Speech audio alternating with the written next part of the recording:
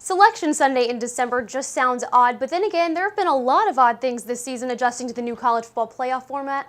Hey everyone, Kristen and Big 12 insider Wendell Barnhouse here to discuss the college football playoff rankings that were unveiled earlier in the day and how it affects the Big 12. In the number 1 spot, it's the Alabama Crimson Tide, followed by Oregon, Florida State, and in that final playoff spot, Big 10 champ Ohio State.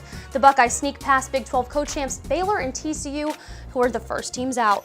Well, Kristen, obviously it was a day of disappointment for the Big 12. With 4 playoff spots in 5 major conferences, we knew from the beginning someone was going to be left out. And for the Big 12, it's 2 teams. In particular, TCU was sort of teased by the playoff committee's methods. They unveiled rankings each week and then basically started over each week. Now, in the old days, if you were number 3 and won by 52 points, you didn't drop.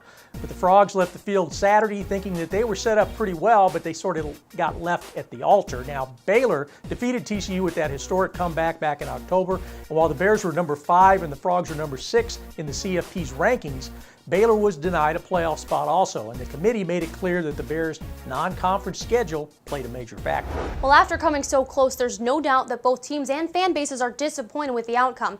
Even though it was stated before the season that it would be of no consequence not to have a conference championship game, there obviously was, as TCU and Baylor were legitimate contenders, and yet the Big 12 becomes the Power 5 conference without a team in this year's playoff. So what might that mean for the conference moving forward? Well, a couple things to keep in mind. First of all, you don't want to have any knee-jerk reaction to Sunday's news. That's really not a wise course of action. But you can also be certain that the Big 12 and its member schools, they're not going to just let the status quo remain in effect. There will be discussions, perhaps about getting NCAA legislation changed so the Big 12 could stage a championship game. The current rules dictate at least 12 teams with 2 6-team divisions are needed for a title game.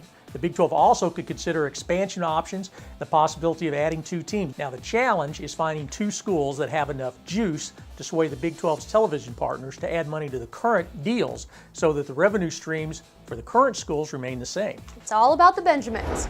Things could change in the future, but I think it's important to understand how we got here, Wendell. To clear up some of that confusion, I want to reiterate that the member institutions voted on the current system in place. That means the coaches, the athletic directors, and the presidents voted to implement that both teams get a trophy and be considered co-conference champs in the event of a tie. Now, I think where most of the confusion comes from is the fact that there is a tie-break method to be used in the event of a bowl game.